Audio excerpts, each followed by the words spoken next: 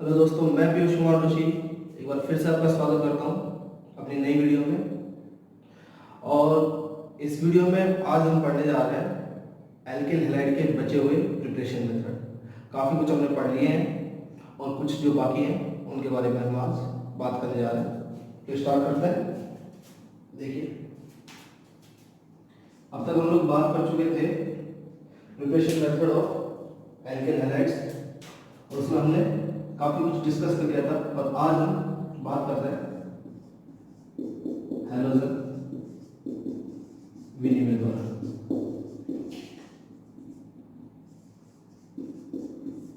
Halogen विनिमय बोल सकते हैं वाया हैलोजन एक्सचेंज। मतलब कि इस तरह की अभिक्रियाओं में जो सबसे इंपॉर्टेंट है वो है आपकी फिंकेलस्टीन अभिक्रिया। बात करते हैं क्या है फिंकेलस्टीन अभिक्रिया। बहुत ही सिंपल है, कुछ भी नहीं है। इस अभिक्रिया में एल्किल क्लोराइड या एल्किल ब्रोमाइड की रिएक्शन सोडियम आयोडाइड के साथ एसीटोन या मेथनॉल की उपस्थिति में संपन्न करवाई जाती है और रिजल्टेंट हमको मिलता है एल्किल आयोडाइड NaCl या Na। देखिए, समझिएगा, एल्किल क्लोराइड या एल्किल ब्रोमाइड की अभिक्रिया जब सोडियम आयोडाइड के साथ एसीटोन या मेथनॉल की उपस्थिति में संपन्न करवाई जाती है तो एल्किल आयोडाइड प्राप्त होता है और अभिक्रिया कहलाती है हमारी फिंकेलस्टीन अभिक्रिया। और फिंकेलस्टीन अभिक्रिया एल्किल आयोडाइड बनाने की सर्वोत्तम विधि है। एल्किल आयोडाइड बनाने की सर्वोत्तम विधि क्यों है? देखिएगा, क्योंकि जो NaCl या NaBr बन रहा है, ये NaCl या NaBr एसीटोन में क्या हो जाता है? अवक्षेपित हो जाता है, पीपीटी फॉर्म हो जाते हैं इनके, और इनको छानकर क्या कर देता है? अलग कर देता है। इसलिए केवल हमको क्या प्राप्त होता है? एल्किल आयोडाइड और अभिक्रिया है फिंकेलस्टीन अभिक्रिया। इसी हैलोजन एक्सचेंज में दूसरी अभिक्रिया आपके पास स्वार्ट अभिक्रिया। स्वार्ट, अगर स्वार्ट अभिक्रिया की बात करूं तो स्वार्ट अभिक्रिया एल्किल फ्लोराइड, वैसे जनरली इसका हम स्टडी करते नहीं है, लेकिन क्योंकि आपके सिलेबस में दिया हुआ है तो इसलिए बात कर लेते हैं कि स्वार्ट अभिक्रिया में हम एल्किल फ्लोराइड बनाते हैं। और एल्किल फ्लोराइड बनाते हैं हम एल्किल आयोडाइड से। कैसे? जब एल्किल आयोडाइड की अभिक्रिया AgL सिल्वर फ्लोराइड के साथ करवाई जाती है तो हमें प्राप्त होता है alkyl fluoride plus silver iodide. और अभिक्रिया का नाम है आपका स्वार्ट रिएक्शन। तो ये दो रिएक्शंस थी अपने पास, एक फिंकेलस्टीन अभिक्रिया और एक स्वार्ट रिएक्शन। तो इस तरह से हमने दोनों अभिक्रियाओं के बारे में पढ़ा हैलोजन एक्सचेंज में। आगे देखते हैं इसके अलावा हमारी अगली अभिक्रिया है पोस्टिकल रिएक्शन।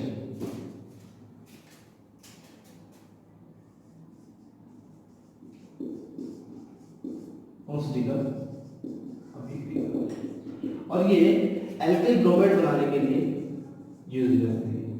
किस तरह से? देखिए, पोस्टिकल अभिक्रिया में क्या है कि पोस्टिकल अभिक्रिया में मोनोकार्बोक्सिलिक अम्लों के सिल्वर लवण, मोनोकार्बोक्सिलिक अम्लों के सिल्वर लवण। कैसे? ये हमारे पास कोई कार्बोक्सिलिक एसिड है, जब इसकी रिएक्शन हम करवाते हैं AgOH के साथ में तो हमारे पास बनता है RCOOAg प्लस H2। तो ये कहलाता है हमारे पास मोनोकार्बोक्सिलिक अम्लों का सिल्वर लवण। जब मोनोकार्बोक्सिलिक अम्लों के सिल्वर लवण की अभिक्रिया ब्रोमीन के साथ CCl4 विलयन में करवाई जाती है तो कंपाउंड प्राप्त होता है RBr एल्किल ब्रोमाइड। इसके अलावा और भी बहुत सारी जैसे AgBr और CO2। AgBr अवक्षेप के रूप में और CO2 गैस के रूप में प्राप्त होती है। और हमारे पास कौन प्राप्त होता है? Alkane chloride. तो उनस्टिगर अभिक्रिया देखेंगे कि जब मोनोकार्बोक्सिलिक अम्लों के सिल्वर लवण की अभिक्रिया ब्रोमीन के साथ CCl4 विलयन की उपस्थिति में करवाई जाती है तो एल्किल ब्रोमाइड की प्राप्ति होती है। और इस अभिक्रिया के दौरान CO2 गैस बाहर निकलती है और AgBr अवक्षेप के रूप में प्राप्त होता है। अभिक्रिया का नाम होता है हुन्स्टिगर अभिक्रिया। इंपॉर्टेंट रिएक्शन है। इसके बाद अगला लास्ट प्रिपरेशन मेथड हमारा एल्किल हैलाइड का क्या है? देखिए वाया टिल्डेन रिएजेंट। अगला है हमारे पास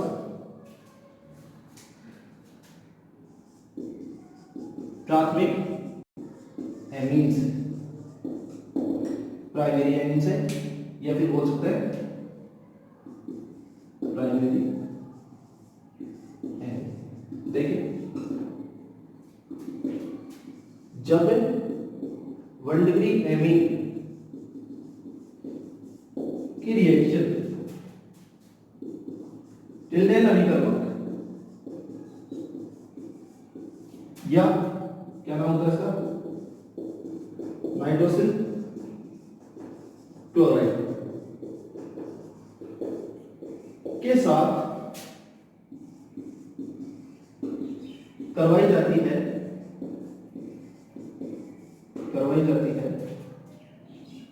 तो एल्किल क्लोराइड की प्राप्ति होती है। देखिए कैसे, ये हमारे पास है 1 डिग्री एमीन या प्राथमिक एमीन और रिएक्शन करवानी है हमको किसके साथ? टिल्डेन रिएजेंट के साथ। टिल्डेन रिएजेंट क्या होता है हमारे पास? NOCl। NOCl की बात करूं तो देखिए कंपाउंड बनेगा हमारे पास RCl plus N2 plus HCl। किस प्रकार से प्राप्त होता है? देखिए यहां पे समझना NOCl सॉरी HCl नहीं H2O। देखिए इस तरह कुछ नहीं है, इसको सिंपल सा काट दो याद रखने के लिए। बाकी रिएक्शन प्रोसीजर तो कुछ अलग है लेकिन सिंपल सा याद रखने के लिए कि जब प्राथमिक एमिन की रिएक्शन टिल्डेन रिएजेंट या नाइट्रोसिल क्लोराइड या NOCl के साथ करवाई जाती है तो क्या होगा?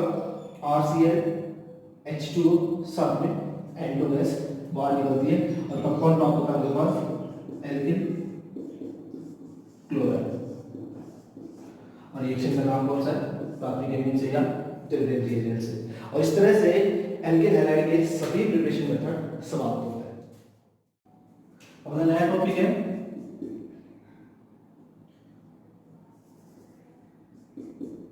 भौतिक गुणधर्म, फिजिकल प्रॉपर्टीज की हेलो एल्केन के भौतिक गुणधर्म। हेलो एल्केन के भौतिक गुणधर्म की बात करते हैं तो सबसे पहले देखते हैं कि भौतिक अवस्था।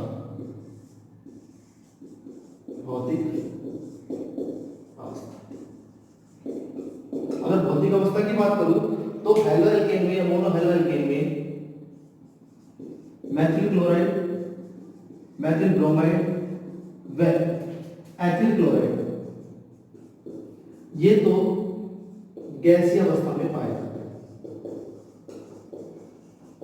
ये 3 एल्किल हैलाइड गैसीय अवस्था में पाए जाते हैं और इसके अलावा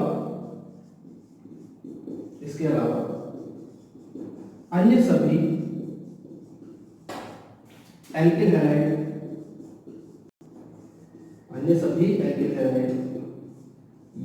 द्रव या ठोस अवस्था में पाए जाते हैं। अगला है हमारे पास विलेयता। विलेयता की बात करें एल्किल हैलाइड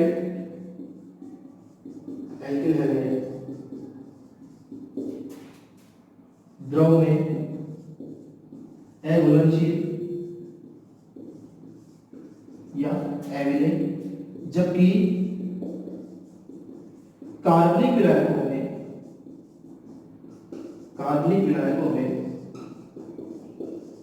विलेयशील होते हैं,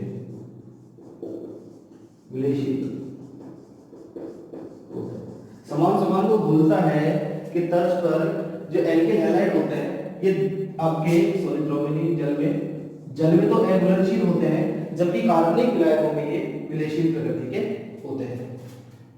आगे आते हैं क्वथनांक। अगर क्वथनांक की बात करूं तो एल्किल हैलाइड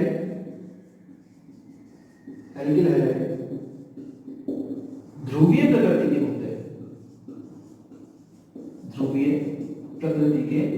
होते हैं, और यही कारण है कि एल्किल हैलाइड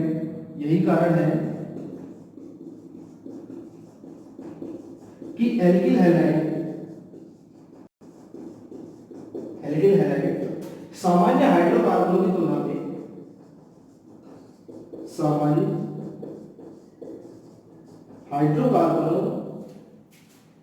की तुलना में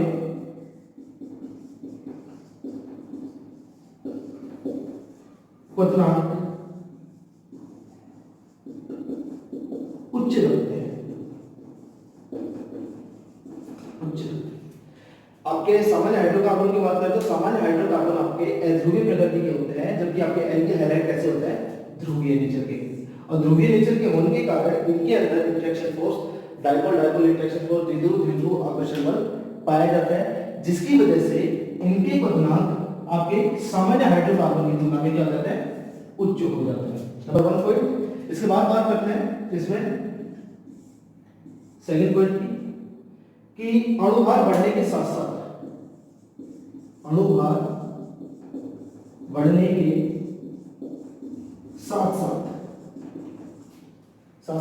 एल्किल हैलाइडों का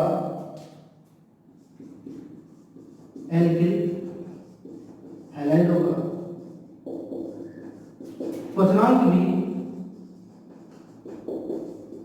भी बढ़ता जाता है। जैसे जैसे अणुभार बढ़ता जाता है एल्किल हैलाइडों का क्वथनांक भी बढ़ता जाता है। लेकिन अगले पॉइंट में देखिए, समान अणुभार वाले, पहले इसी को समझिए कि अगर मैं बात करूं CH3Cl, C2H5Cl, C3H7Cl, C4H9Cl, अगर इनकी बात करूं चारों की, और इन चारों में बात करूं कि सबसे अधिक क्वथनांक किसका हुआ, तो सिंपल सी बात है कि जैसे जैसे अणुभार बढ़ता जाएगा एल्किल हैलाइड का क्वथनांक भी बढ़ता जाएगा। इसका मतलब कि सबसे अधिक क्वथनांक किसका होगा हमारे पास, जिसका अणुभार क्या होगा सबसे ज्यादा। और हम देखते हैं जैसे जैसे अणुभार बढ़ रहा है क्वथनांक क्या हो जाएगा, बढ़ता जाएगा। इसके बाद बात करते हैं समान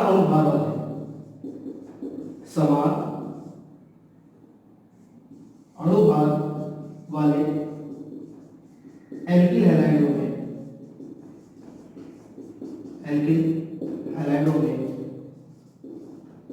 क्वथनांक का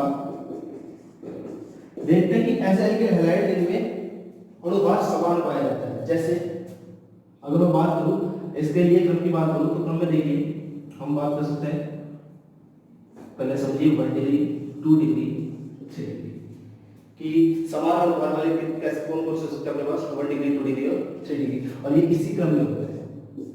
ये 1 डिग्री का, लेकिन जैसे ही एयर के संपर्क में आते हैं कैसे होते हैं, पीले पड़ जाते हैं, क्योंकि इनका क्या हो जाता है, ऑक्सीडेशन हो जाता है। और इस तरह से हमारे पास समाप्त होती है हमारे पास इसकी फिजिकल प्रॉपर्टी। तो समान अणुभार वाले एल्किल हैलाइड में क्वथनांक की क्रम की बात कर रहे थे, और क्वथनांक की क्रम की बात करते हुए हमने देखा कि 1 डिग्री एल्किल हैलाइड का सबसे अधिक, 2 डिग्री का उससे कम और 3 डिग्री का सबसे कम होता है। और इसके साथ एक और बात कर सकते हैं हम कि जैसे हमारा CH3Cl, अगर CH3Cl की बात करूं एक में हो सकता है CH3Br, एक CH3I। अगर मैं इन तीनों की बात करूं तो इन तीनों में सबसे अधिक आपके क्वथनांक का क्रम किसका होगा, I, Br और Cl। इस तरह से आपके क्वथनांक का क्रम होता है। और ऐसा क्यों होता है तो सिंपल सी बात अभी आप देख सकते हैं यहाँ पर कि हमने लिखा ना अनुभार बढ़ने के साथ साथ एल्किल हैलाइड का क्वथनांक बढ़ता जाता है। अब अगर इनमें कंपैरिजन करें तो कंपैरिजन में देखिए CH3 CH3 और CH3 इन तीनों का आपके एल्किल ग्रुप तो क्या है समान, लेकिन हैलाइड ग्रुप में देखिए ClBr और IClBr और I की बात करते हैं तो आयोडीन का अणुभार सबसे अधिक होता है तो इसका क्वथनांक भी ज्यादा होगा। यही कारण है कि आपके असमान एल्किल हैलाइडों में समान एल्किल ग्रुप के साथ क्वथनांक का क्रम कुछ इस तरह से और समानली एल्किल हैलाइडों में क्वथनांक का क्रम 1 डिग्री 2 डिग्री और 3 डिग्री होता है। जैसे अगर मैं बात करूं तो इधर देखिए आप, अगर मैं बात करता हूं C4H9 Cl के लिए, अगर बात करूं एक तो हमारे पास होगा CH3 CH2 CH2 CH2 Cl, ठीक है, नंबर 1। नंबर 2 हमारे पास होगा CH3 CH CH3 CH2 Cl। Number 3 होगा हमारे पास CH3 CH CH3 CH3 Cl। Number 4 होगा हमारे पास CH3 CH CH2 CH3 C। अगर इन चारों का कंपैरिजन किया जाए तो इन चारों के कंपैरिजन में देखिए ये हमारे पास है 1 डिग्री, ये भी हमारे पास 1 डिग्री, ये हमारे पास 3 डिग्री और ये हमारे पास 2 डिग्री। अगर मुझे इन चारों को अणुभार आपके क्वथनांक के बढ़ते हुए क्रम में रखना है तो एक क्रम तो हमारे पास हो सकता है 1 डिग्री 2 डिग्री और 3 डिग्री। इसका मतलब कि आपका सबसे लास्ट में कौन सा जाएगा 3 के बाद में 3 is less than 2 4 is less than 2। अब 1 और 2 की बात करते हैं, 1 और 2 में देखते हैं तो 1 और 2 में देखते हैं कि हम इसका सरफेस एरिया ज्यादा बड़ा है, हाइड्रोकार्बन वाला भाग ज्यादा बड़ा है, उसकी तुलना में यहाँ पर आपके हाइड्रोकार्बन वाला भाग क्या हो जाता है छोटा हो जाता है। सरफेस एरिया का पृष्ठीय क्षेत्रफल का भी बहुत फर्क पड़ता है और उसी के आधार पर हम क्या बात कर लेते हैं कि आपके इस 1 डिग्री का क्वथनांक ज्यादा होता है किसकी तुलना में, इसकी तुलना में। तो आपके पास क्या हो जाएगा 2 और 1, तो हमारे पास क्वथनांक का क्रम आ जाएगा 1 2 4 एंड 3। और 1 2 4 एंड 3 किस बेसिस पे आया हमारे पास कि normal butyl chloride, isobutyl chloride, उसके बाद सेकेंडरी ब्यूटिल क्लोराइड और सबसे लास्ट में टर्शियरी ब्यूटिल क्लोराइड। इस तरह से हमने बात की इसके क्वथनांक वाले टॉपिक की। आगे देखिए एक और एक पॉइंट है जो ध्यान रखने का है कि एक क्वेश्चन बनता है जनरली बहुत अच्छा, और वो क्वेश्चन तो जिस तरह से है कि एल्किल हैलाइड शुद्ध अवस्था में रंगहीन होते हैं। देखिए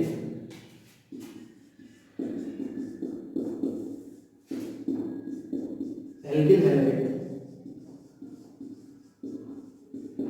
शुद्ध अवस्था में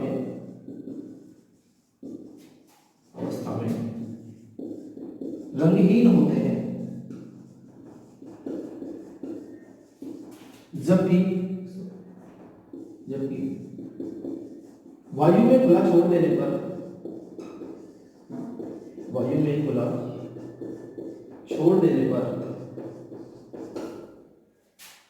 ये पीले पड़ जाते हैं, क्योंकि साथ में रीजन में लिख रहा हूं, क्योंकि इनका ऑक्सीकरण हो जाता है,